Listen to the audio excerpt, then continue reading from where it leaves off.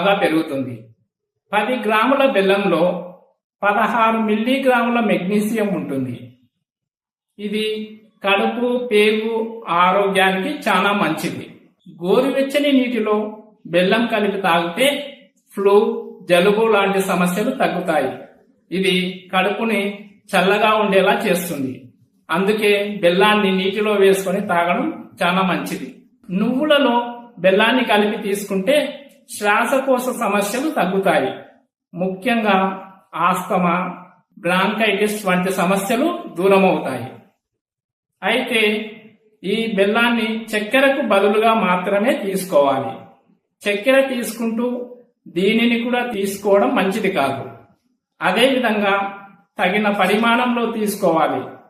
ఎక్కువగా తీసుకున్నా కూడా సమస్య అవుతుంది.